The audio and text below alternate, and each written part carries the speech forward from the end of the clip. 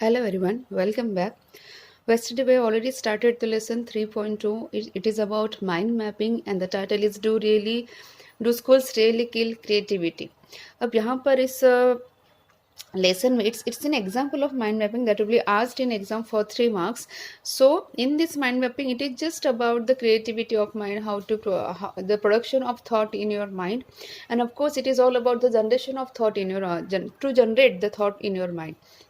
So whenever there is a lengthy things that is given or that is whether it's all over the studies or what, at that time just we need to take the notes of that one.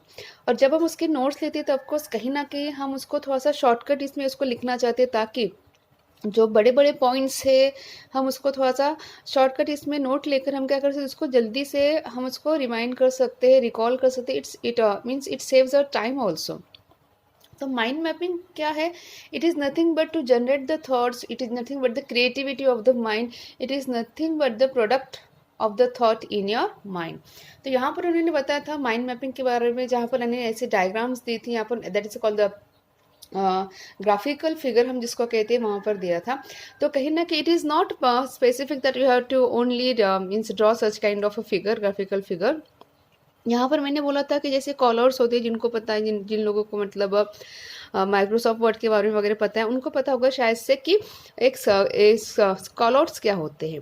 तो collars in the sense different kind of design that we use to watch, और cloud type का जो होता है that is called callouts. तो यहाँ पर हम जब माइंड मैपिंग लिखते हैं, माइंड मैपिंग का क्वेश्चन जब भी एग्जाम में पूछा जाएगा तो वहाँ पर शायद से क्ल्यूज दे रहेंगे. मोस्ट प्रोबेबली शायद से पैराग्राफ दिया हुआ नहीं रहेगा, because we just need to have the creativity of our mind. तो शायद से ऐसे हो सकता है कि यहाँ पर जब क्वेश्चन पूछे जाएगा इट विल बी आज फॉर 3 marks, तो कहीं ना कहीं पैसेज ना देते कुछ क्ल्यूज दे रहेंगे, कुछ आइडियाज दे रहेंगे, and with the help of that clues and ideas we just want to write down about mind mapping. तो कल उन्होंने एक एग्जाम्पल दिया था, एक छोटा सा यहाँ पर था, ठीक है. जैसे केन रॉबिन्सन का जो क्लेम्स था, उनका ये कहना था कि क्रिएटिविटी सचमुच स्कूल्स में जाकर बच्चों की क्रिएटिविटी नहीं आती है. एजुकेशन एक क्रिएटिविटी से बाहर है, बिकॉज एजुकेशन जितना हमेशा से वहाँ पर क्रिएटिविटी बच्चों को नहीं सिखाई थी, वो हमने देखा था. और अब हम ये देखेंगे नीचे वाला. True creativity is based on knowledge, which is turn is based on literacy.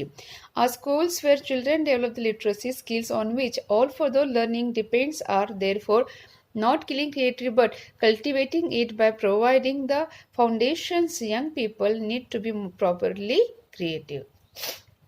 अब यहाँ पर जो है, यहाँ पर देखो ऐसे हो रहा है कि what is the meaning of true creativity, कि true creativity is based on knowledge which in turn is based on literacy.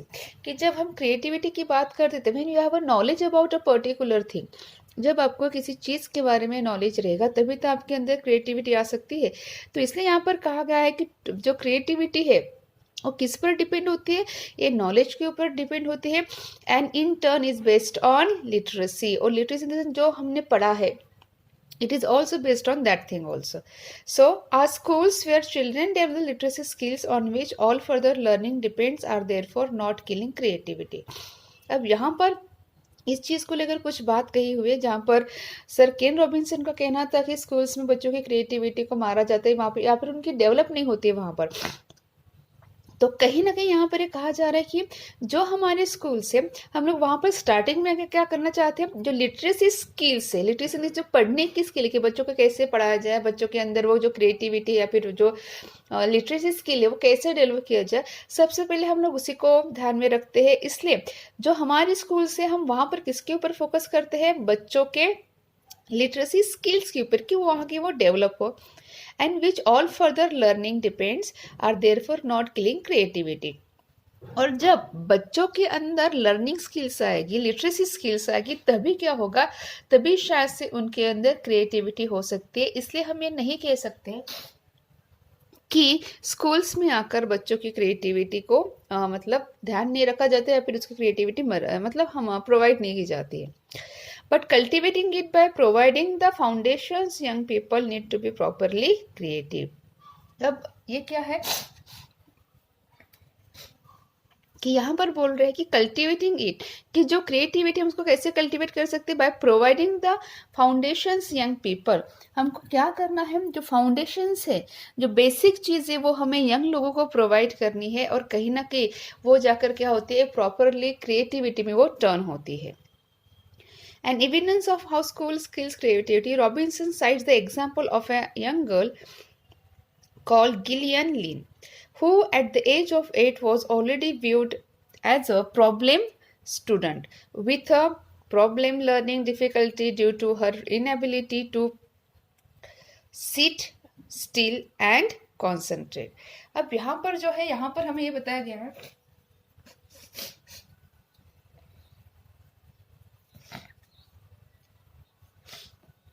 कि यहाँ पर ऐसे बताया गया हमें कि यहाँ पर रॉबिन्सन ने एक एग्जाम्पल दिया है, यहाँ पर वो है एग्जाम्पल गिलियन लिन का। अब गिलियन, हु वाज गिलियन लिन, यहाँ पर दिया कि she was a problematic girl. अब वो प्रॉब्लमेटिक गर्ल किस लिए थी, कि यहाँ पर उसका रीज़न दिया कि जो गिलियन लिन थी, ठीक है, कि वो 8 साल की उसकी उम्र थी, तब से उसको ये देखा गया कि उसको वो प्रॉब्लम स्टूडेंट थे, मतलब she was not a age mean, हम जिसका कहते हैं कि वो एक से जैसे हम लोग जैसे होते हैं एक सिंपल ह्यूमन बींग्स, उसमें वो वैसे नहीं थी, इसलिए उसको प्रॉब्लम चाइल्ड का स्टूडेंट कहा गया है। तो वहाँ पे प्रॉब्लम स्टूडेंट्स को क्यों कहा गया, because she has the problem of learning, मतलब उसको लर्निंग में डिफिकल्टीज जाती थी, and due to her inability to sit still and concentrate, और शायद से उसके अंदर वो वहाँ पर बराबर, जैसे हम क्लास स्टार्ट होते थे, just many of the student just means sit still over there and they just concentrate, लेकिन यहाँ पर ऐसा था कि ये जो गिलियन लिन थी उसके अंदर है शायद से कुछ प्रॉब्लम था कि वो बराबर से एक जगह पर कौन सा मतलब बैठ नहीं पाती थी, वो कॉन्सेंट्रेट नहीं कर पाती थी, तो इस that's why she is called problem child. When her mother sought a medical explanation for Gillian's constant fidgeting and lack of focus, the doctor suggested, अब हुआ ऐसे कि उसकी जो मम्मी थी जिलियन लिन की, उन्होंने क्या किया, एक मेडिकल उन्होंने कंसल्ट किया मेडिकल से डॉक्टर्स को, एंड देन आफ्टर ये पता चला कि it is constant fidgeting. Fidgeting का मतलब होता है कि जो होते हैं हमारे हैंड्स और फीट के मूवमेंट्स, ठीक है, वो कॉन्स्टेंटली होते रहते हैं, एंड लैक ऑफ फोकस, उसके अंदर शायद से कॉन्सेंट्रेशन का भी प्रॉब्लम था। The doctor suggested they speak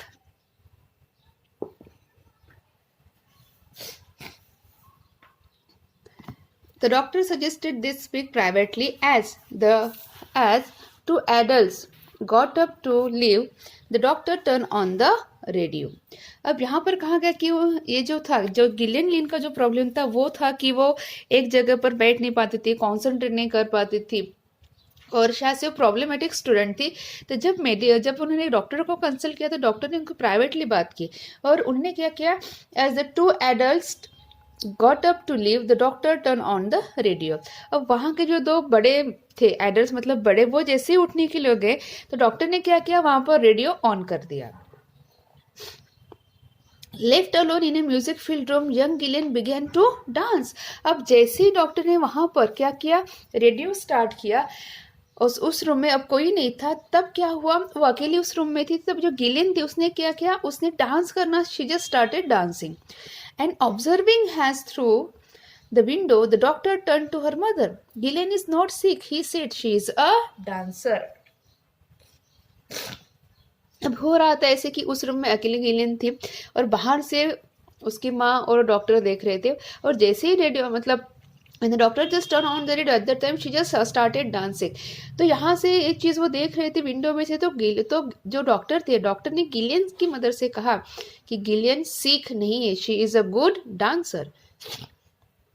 Today, at the age of 92, Gillian can look back on a long career, a ballet dance and musical theatre, which saw her become one of the world's most successful choreographers, with hits like Andrew Lloyd Webber's Cats and Phantom of the Opera among her many achievements.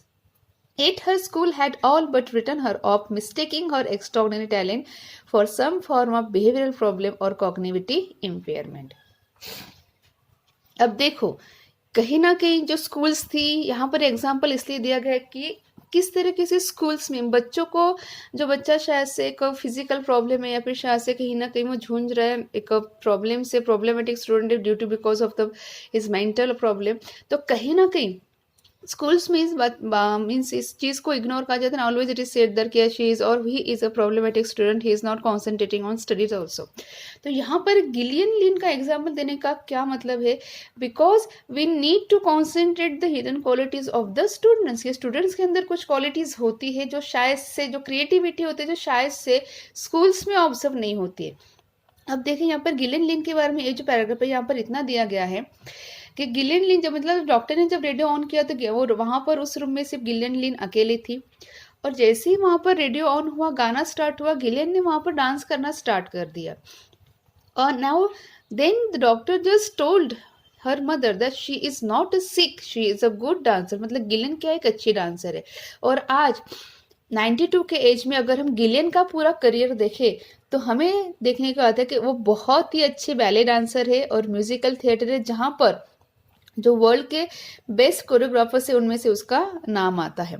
And with hits like Andrew Lloyd Webber's Cats and Phantom of the Opera among her many achievements. अब ये जो है Andrew Lloyd Webber's Cats and Phantom, ठीक है, opera पता है का opera होता है, इट्स अ ओपेरा मतलब it's a musical program that is called opera. तो वहाँ पर उसका बहुत बड़ा अचीवमेंट है। लेकिन अगर हम उसके स्कूल्स की बात करें, यहाँ पर दिया कि at her schools had all but return her of. लेकिन जो स्कूल्स में उसके बारे में लिखा गया था वो था कि she was a problematic child, she was a problematic student. और कहीं ना कहीं उसका जो एक एक्स्ट्रॉर्डनरी टैलेंट था वो टैलेंट कहीं ना कहीं स्कूल्स में देखा नहीं गया था। क्यों? Because of the behaviour problem and cognitive impairments. कहीं ना कहीं उसका जो बिहेवियर था और नॉर्मल बच्चों की तरह नहीं था, इसलिए स्कूल्स में जब वो पढ़ती तो शायद से इसको ये कहा गया था प्रॉब्लमेटिक स्टूडेंट से। अगर उसके अंदर जो हिडन क्वालिटीज़ है उसके तरफ अगर ध्यान नहीं दिया होता तो शायद से गिलियन लिन एक अच्छी वर्ल्ड फेमस कोरियोग्राफर नहीं होती। तो कहीं ना कहीं इस पैसेज के थ्रू यही बताना चाहते कि whatever the problem the student is facing by its physical problem और something else problem, so schools need to concentrate the hidden qualities of the students and they need to elaborate that qualities, they need to उनको they need to give scope of that qualities of the students। अब देखो that is the passage. अब passage में if you have to write down the mind mapping, तो मैंने पहले कहा था माइंड मैपिंग आप बहुत तरीके से लिख सकते हैं, it is not in a particular format that one should write down. तो यहाँ पर ये जो है, अब यहाँ पर the paragraph is focused on Gillian Lynne, इसलिए यहाँ पर सेंटर में नाम लिखा है गिलियन लिन का।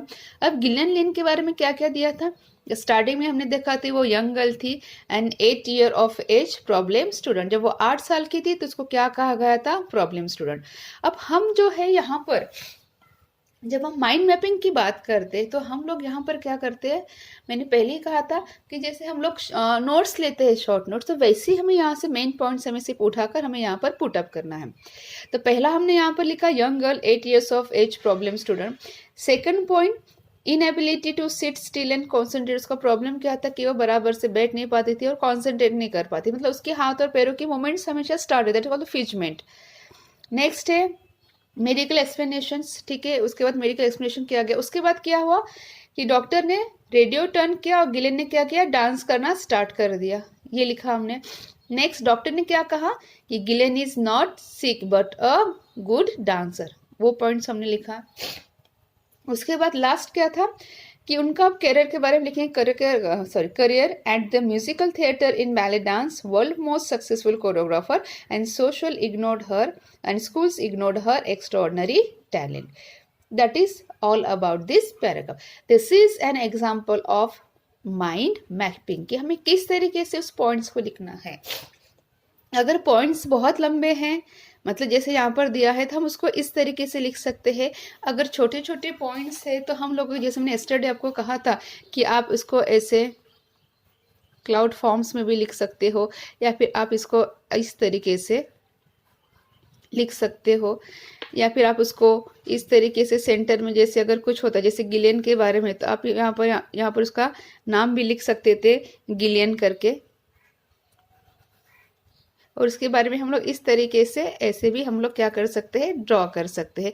तो in various form you can just means draw this kind of mind mapping, इस तरीके से आप भी उनको लिख सकते हैं। तो मैंने पहले कहा कि it is not in a particular format, तो वन शुड राइट डाउन। यहाँ पर हम लोग डिफरेंट टाइप्स के हम लोग यहाँ पर ग्राफिकल फिगर हम लोग यूज कर सकते हैं। Next we will see a huge amount of research on skill acquisition has found that the skills developed by training and practice are very rarely generalized to other areas and are in fact very closely related to the specific training. अब देखो यहाँ पर क्या कहा गया है कि जो रिसर्च हुआ है, रिसर्च में ये बहुत सामने आया है कि मतलब ये रिसर्च में एक जो स्किल एक्विजिशन है उसके ऊपर जो रिसर्च हुआ है उसके ऊपर ये मतलब एक सामने बात आया है कि क्या कि skills develop by training and practice are very rarely generalize to other areas. मतलब जो स्किल्स डेवलप होती है किसके थ्रू, ट्रेनिंग के थ्रू और प्रैक्टिस के थ्रू, वो बहुत ही दूसरे एरिया में जनरलाइज होती है, फिर काम में आती है and are in fact very closely related to the specific training. और शायद से हम इसको कह सकते हैं कि जो स्किल्स प्रैक्टिस और ट्रेनिंग के थ्रू बच्चों के अंदर अभी किसी भी पर्सन के अंदर डेवलप की जाती है, वो स्किल्स बहुत ही पर्टिकुलर एरिया में काम में आती है, बेनिफिट होती है, ना कि सारे एरियाज में। इसलिए कहा जाता है is very closely related to the specific training, कि बहुत ही स्पेसिफिक ट्रेनिंग के लिए स्किल्स क्या आती है, काम में आती है। It is critically unhelpful and probably wrong. Therefore, to talk about critical thinking skills, critical thinking is an important part of most disciplines. And if you ask disciplinary experts to describe what they mean by critical thinking, you may well find considerable similarities in the responses of mathematicians and historians. The temptation is then to think that they are describing the same thing but they are not. अब हम इस just try to understand this paragraph that it is certainly unhelpful and probably wrong therefore to talk about critical thinking skills. अब हम कहते हैं कि जो skills practice के थ्रू या फिर ट्रेनिंग के थ्रू डेवलप की जाती है वो स्किल्स शायद से बहुत ही एक स्पेसिफिक एरिया में एक स्पेसिफिक फील्ड में वो काम में आते हैं, ना कि सारे एरियाज में, सारे फील्ड्स में। तो कहीं ना कहीं ये सर्टेनली क्या है, अनहेल्पफुल है, शायद से कि ना कि रॉन्ग है, गलत है। इसलिए कहा गया है कि जब हम क्रिटिकल थिंकिंग की बात करते हैं, जब हम क्रिटिकल थिंकिंग स्किल्स की बात करते हैं, मैंने आपको क्या कि माइंड मैपिंग क्या है, it is about a critical thinking, कि हमको सारा कुछ ध्यान में ना रखते कि वहाँ का जो मेन फैक्टर है, वहाँ का जो कोर फैक्टर है, हमें उसको ध्यान में लेकर हम लोग माइंड मैपिंग करती हैं। That is called critical thinking also. तो यहाँ पर जब हम क्रिटिकल थिंकिंग स्किल्स की बात करते हैं तो यहाँ पर आता है कि क्या कि critical thinking is an important part of most disciplines. जब हम दूसरे डिसिप्लिन्स की बात करते हैं, फील्ड की बात करते हैं, किसी कैटेगरीज की बात करते हैं, तो क्रिटिकल थिंकिंग एक बहुत ही इंपॉर्टेंट पार्ट है उसका। And if you ask disciplinary experts to describe what they mean by critical thinking, और जो डिसिप्लिनरी एक्सपर्ट्स है, जो अलग अलग फील्ड में एक्सपर्ट्स हैं, अगर हम उनकी बात करें अगर, तो वो क्या करते हैं, उनका मतलब है क्रिटिकल थिंकिंग का। तो उनके हिसाब से क्रिटिकल थिंकिंग क्या है, you may well find considerable similarities in the responses of mathematicians and historians. तो अगर हम मैथमेटिशियंस की या फिर हिस्टोरियंस की बात करें तो वहाँ पर हमें कुछ सिमिलरिटीज दिखती है। वो सिमिलरिटीज क्या है, the temptation is then to think that they are describing the same thing but they are not.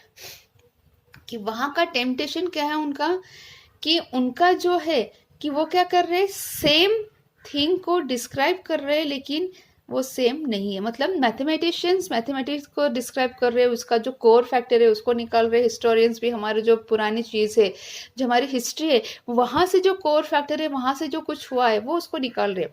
मतलब दोनों का इंटेंशन सेम है, टेम्पटेशन सेम है, लेकिन दोनों की फील्ड कैसे है, अलग अलग है। मतलब क्रिटिकल थिंकिंग मैथमेटिक्स में अलग आएगी और क्रिटिकल थिंकिंग हिस्ट्री में भी क्या आएगी, अलग तरीके से आएगी।